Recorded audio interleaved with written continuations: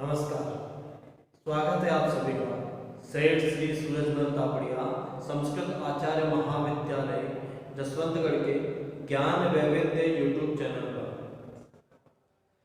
साहित्य शास्त्री द्वितीय वर्ष का पाठ्यक्रम चल रहा है, जिसमें साहित्य प्रथम पत्र साहित्य दर्पण आपके चल रहा है।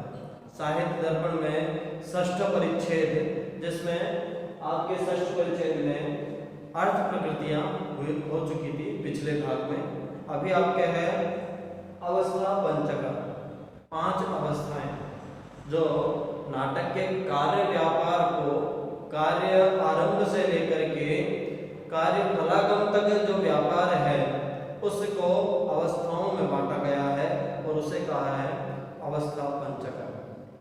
अब यहाँ पर आपके अवस्था पंचक में 5 अवस्थाएं बताई गई हैं, उनके बारे में हम बात करेंगे।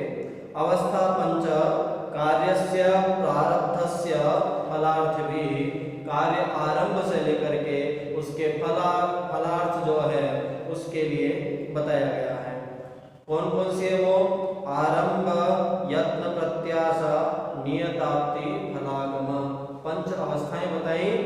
आरंभ, यत्न, प्रत्याशा, नियताप्ति, फलागम, ये 5 अवस्थाएं आपने बताई है। तो कार्य व्यापार को 5 दशाओं में विश्लेषण किया गया है। जो 5 दशाएं हैं कार्य की, उन्हें बताया। पहला है आपके अवस्था, अवस्था को कहा भवेद। पहला है आपके आरंभ, आरंभ को बताया भवेद आरंभ औत्सुक्यम यन्मुख्य फल सिद्धये। औत्सुक्य दिखाया जाए जहां पर मुख्य फल सिद्धि के हेतु, उसे कहा यहाँ पर आरंभ। यथा रत्नावल्यन्तः पुरप्रवेशनार्थ योगन्धरायणस्य औत्सुक्यम। रत्नावल्याम, यहाँ पर उदाहरण दिया रत्नावली, श्री हर्ष विरचित जो रत्नावली है उसका उदाहरण दिया। रत्नावल्याम रत्नावल्यन्तपुरः, रत्नावली को अंतःपुर प्रवेश निवेशनार्थम योगन्धरायणस्य औत्सुक्यम, योगन्धरायण का की उत्सुकता को यहाँ पर औत्सुक्य का वर्णन यहाँ पर किया गया। जो नायक वत्सराज उदयन है उसके अंतःपुर में नायिका रत्नावली के निवेश के लिए अमात्य योगन्धरायण के द्वारा जो औत्सुक्य वर्णन है उसे कहा इसके आरंभ अवस्था। जो और अनेक जो प्रबंध हैं, नाटक आदि है, उनमें अनेक अलग अलग तरीके से इस अवस्था को, आरंभ अवस्था को दिखाया जाता है। यहाँ पर जो दिखाया गया है वो योगन्धरायण का जो वर्णन दिखाया गया है रत्नावली में, कि किस प्रकार से वो रत्नावली को सागरिका नाम रख करके अंतःपुर में एक सेविका के रूप में, वासवदत्ता की सेविका के रूप में प्रवेश करवाता है। उस वर्णन को यहाँ पर जो दिखाया गया है वो यहाँ पर है आरंभ अवस्था। दूसरा कहा यत्न, यत्न को प्रयत्न भी कहा जाता है। तो कहा प्रयत्नस्तु फलावाप्तो व्यापारो अतिवरान्वितः। प्रयत्न, प्रयत्न कहा जो फलवाप्ति के लिए व्यापार का अवंतरान्वित हो जो हो, जैसे इसमें उदाहरण भी दिया यथा रत्नावल्याम, जैसे कि उदाहरण यहाँ पर दिया कार्य प्रयत्न को कहा कार्यावस्था जिसे फल प्राप्ति के लिए अत्यंत शीघ्रता से युक्त उद्योग के रूप में देखा जा सकता है। जैसे कि रत्नावली का उदाहरण दिया कि रत्नावली उदयन को देखना चाह रही थी, उनका दृश्य देखना चाह रही थी, उन्हें देखना, लेकिन चूंकि वो राजमहल में वासवदत्ता की दासी के रूप में है, तो एक दासी का एक इतने बड़े राजा को देखना संभव नहीं है। वो देखना चाह रही है, लेकिन जब उनके पास नहीं है तो उन्होंने क्या किया, एक फलक पर चित्र बना दिया उदयन का, और उस चित्र को देख करके ही वह उनको स्मरण कर रही है। तो वो जो कार्य वहां पर दिखाया गया है कि जो वस्तुतः जो व्यक्ति नहीं है उसका वहां चित्र बना करके उसको वहां प्रस्तुत कराने का कार्य किया रत्नावली के द्वारा, उसका बताया यहाँ पर इत्यादिना प्रतिपादितो रत्नावल्याश्चित्र लेखनादि वत्सराज संगमोपायः यथा च बंधनादि। अब वहाँ पर उदयन से मिलने का आशय जो था, तो कोई उपाय नहीं मिलने के लिए, तो जैसे तैसे उसने उनका चित्र खींच करके, चित्र बना करके अपनी इच्छा को पूरा किया इत्यादि जो वाक्य उपनिबद्ध किया गया वत्सराज के से मिलने के लिए, वो रत्नावली का जो चित्र लेखन जो व्यापार है उसको यहाँ पर दिखाया। प्रत्याशा प्रयत्न, प्रयत्न अर्थात किसी प्रकार से यत्न पूर्वक उनका दृश्य दर्शन हो पाए ऐसा। तो जब साक्षात नहीं मिल पाई तो उन्होंने उनका चित्र बना करके उनका दर्शन कर लिया, तो यह हुआ यत्न प्रयत्न। आगे कहा उपायापायश्च शंकाभ्याम प्रत्याशा प्राप्ति संभवा। प्रत्याशा कहा जिसे फल सिद्धि के साधक और प्रतिबंधक के पारस्परिक द्वंद्व में फल सिद्धि की आशा अथवा संभावना कहा करते हैं। जहाँ पर जो फल सिद्धि के साधक भी हो और कहीं ना कहीं उस फल सिद्धि जो है उसके प्रतिबंधक के रूप में भी पारस्परिक द्वंद्व जहाँ पर दिखाया जाए उसे कहा यहाँ पर आशा या संभावना भी कहा।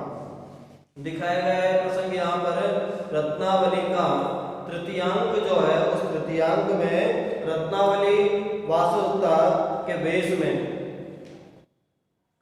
अभिसार रूप अर्थात उदयन से मिलने के लिए संगमोपाय, उदयन से मिलने के लिए साधक और वासुदेवता की उपस्थिति के रूप में उसके संगमोपाय उदयन मिलने के प्रतिबंधक के जो द्वंद्व रूप को यहाँ दिखाया गया। उदयन मिलन रूप फल की संभावना अथवा आशा का जो चित्रण है वो यहाँ पर प्रत्याशा रूप में वर्णित किया गया। तृतीयांक में क्या होता है कि उदयन को पता चलता, उदयन जब उस चित्र को देखता है जिसमें रत्नावली ने उदयन का चित्र और रत्नावली का चित्र बना रखा है, तो उदयन उनसे मिलने की कामना जताते हैं।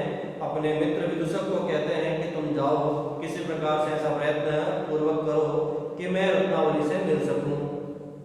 ये बात जब रत्नावली की सखी को विदूषक जाकर के बताता है तो उसे बोलता है, विदूषक बात होती है कि वासुदेवता के जो वस्त्र है उन वस्त्रों को रत्नावली धारण करके वासुदेवता का वेश बना करके उद्यान में मिलने आएगी।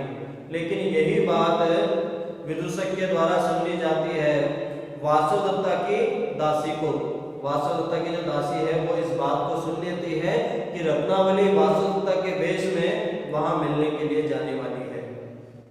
जब वासुदेवता को ऐसा पता चलता है तो वासुदेवता स्वयं रत्नावली की जगह पहुंच जाती है और उदयन रत्नावली वासुदेवता को रत्नावली समझ करके जिस प्रकार से उन्होंने अपनी मंत्रणा की थी उस अनुसार वहां पर रत्नावली होनी थी, लेकिन वहां पर पता लगने के कारण वासुदेवता पहुंच गई।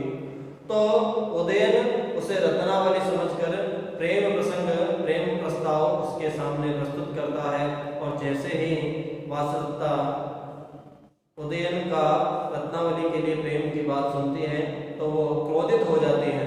और वो जो प्रसंग है जब उदयन आया तो मिलने के लिए था, प्रत्याशा उसकी आशा तो थी उस रत्नावली से मिलने की, लेकिन वहां पर संभावना दूसरी हो गई और वो वासुदेवता वहां सामने प्रस्तुत हो गई। इसलिए उसे कहा, वहां उस प्रसंग को कहा प्रत्याशा। उसी अर्थ को इन्होंने यहाँ पर दिखाया है कि उदयन मिलने के साधक जो रत्नावली थी वो वासुदेवता की उपस्थिति के रूप में संगम पाया।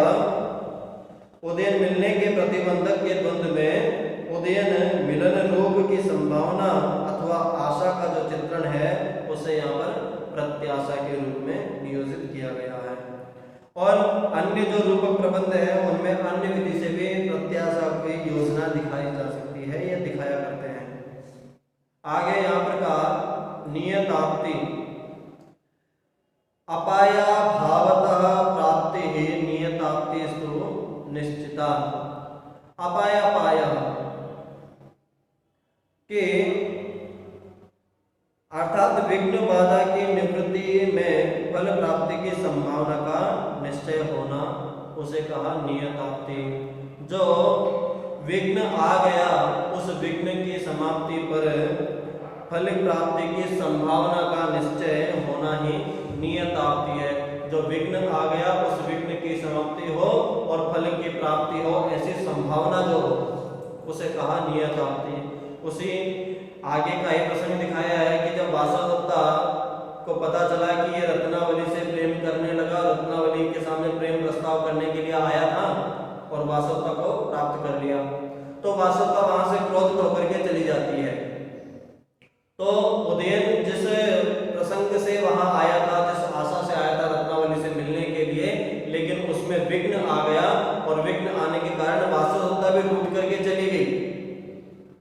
अब ऐसे समय पर वो क्या करे, क्योंकि फल प्राप्ति जो अंत में फल प्राप्ति होनी है कि उस रत्नावली के साथ उनका विवाह का जो प्रस्ताव था वो यहाँ पर थोड़ा सा टूटता हुआ नजर आ रहा है। और उस वासवदत्ता को मनाने के लिए क्या किया जाए, क्योंकि अब यहाँ पर आ गया कि नियताप्ति विघ्न बाधा आ चुका है उनके प्रेम प्रस्ताव में, और इसलिए उसकी अब आगे उन्हें उदयन की एक उक्ति है, वहां पर राजा बोल रहा है, देवी प्रसादनम त्यक्त्वा नानम अत्र उपायं पश्यामि, कि अब मेरे पास कोई और उपाय नहीं है इस देवी को प्रसन्न करने के अलावा।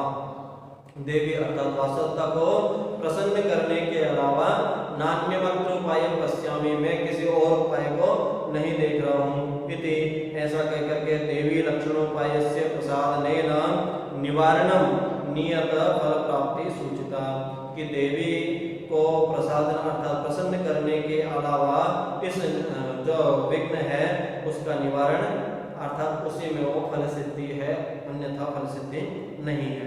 तो ये उन्होंने यहाँ पर नियताप्ति जो है वो विघ्न बाधा रूपी निवृत्तियों से फल प्राप्ति होना, वो फल प्राप्ति की संभावना जो होना है वही यहाँ पर कहा नियताप्ति। अंतिम कहा सावस्था फलयोगः स्याद् समग्र फलोदयः। सावस्था वो जो अवस्था है, फल योग स्याद्यः समग्र फलोदयः। तो यहाँ पर कहा फलागम वो अवस्था जिससे समस्त फल लाभ की उत्पत्ति हो, जो क्लाइमेक्स कहते हैं हम, क्लाइमेक्स का पूरा निष्कर्ष जहाँ निकल जाए।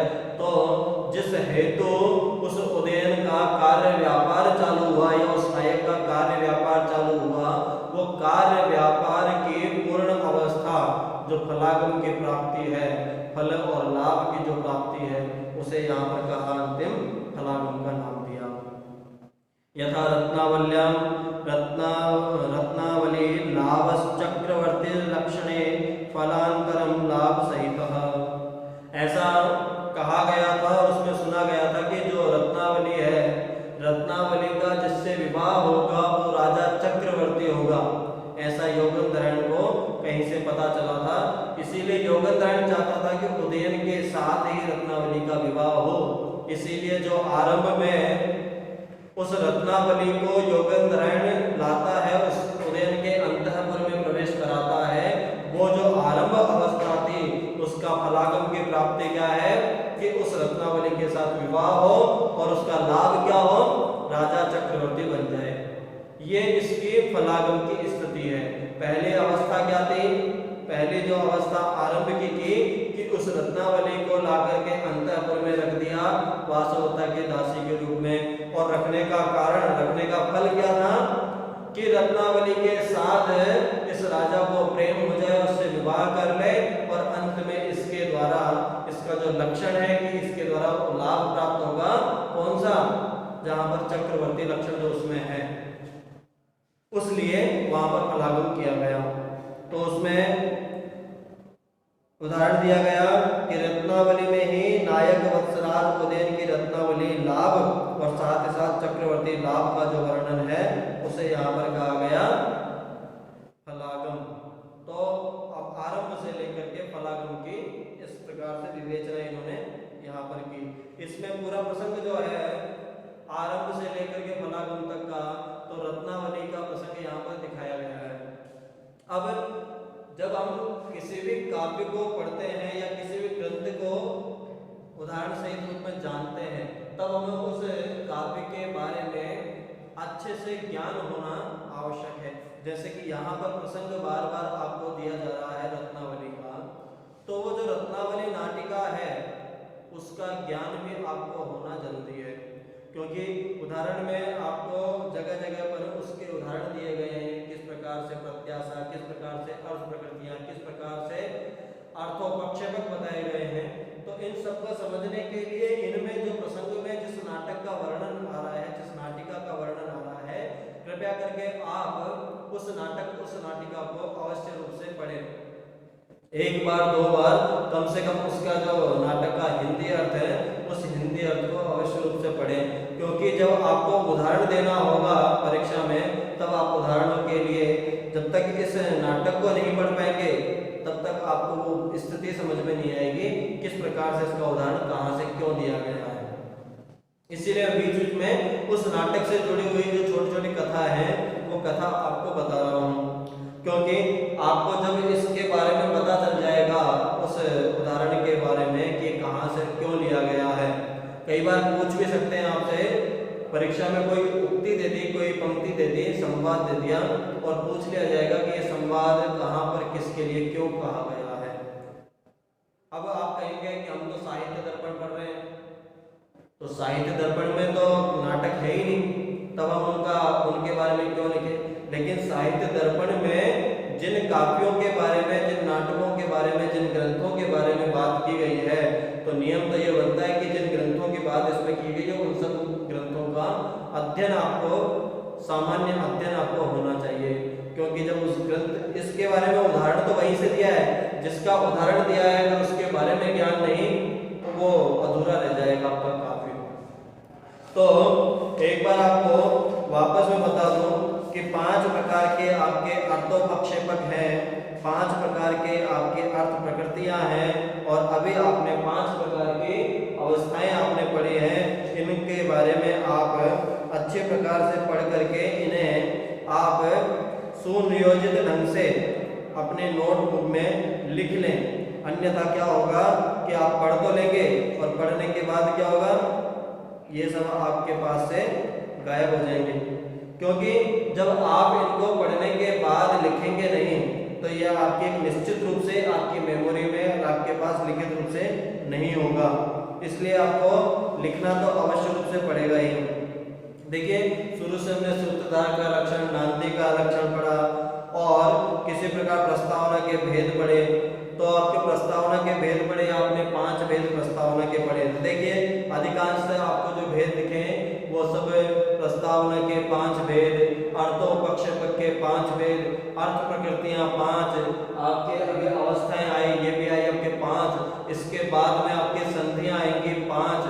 तो इस प्रकार से आपको कई सारा कंफ्यूजन आपके दिमाग में व्यवधान उत्पन्न हो जाएगा कि आपके परीक्षा में अगर किसी के लिए पूछा गया कि अर्थोपक्षेपक पंचकाः, अगर 5 अर्थोपक्षेपक के बारे में आपसे पूछा गया और उसकी जगह में आप लिख दिया कहीं अर्थ प्रकृति 5 लिख दी, तो ऐसा किसी प्रकार का व्यवधान आपके लिए नहीं आए, इसलिए आप लोगों से निवेदन है इनको आप लिखते चलें। साथ के साथ अगर आप लिख लेंगे तो आपको इनके बारे में समग्र ज्ञान जो है वो प्राप्त हो जाएगा। और साथ ही साथ जो इसमें नाटक का, जहाँ पर उदाहरण में किसी नाटक का वर्णन दिया हुआ है या किसी नाटिका का वर्णन दिया हुआ है, तो उन वर्णन को आप अवश्य रूप से पढ़ लें और नोटबुक में लिख भी लें कि ये वर्णन कहाँ से दिया गया है। अगर आप साहित्य दर्पण पुस्तक आपकी देखेंगे तो उसमें रेफरेंस रूप में दिया हुआ है, उसमें आपको उस काव्य तक पहुंचने के लिए दिया हुआ है कि काव्य किसका है और उस काव्य के बारे में भी बताया गया है। अगर नाटक का किसी का वर्णन है तो अभिज्ञान शाकुंतलम का वर्णन है तो आपको कालिदास के बारे में पता होना चाहिए, कालिदास के नाटक के बारे में पता होना चाहिए।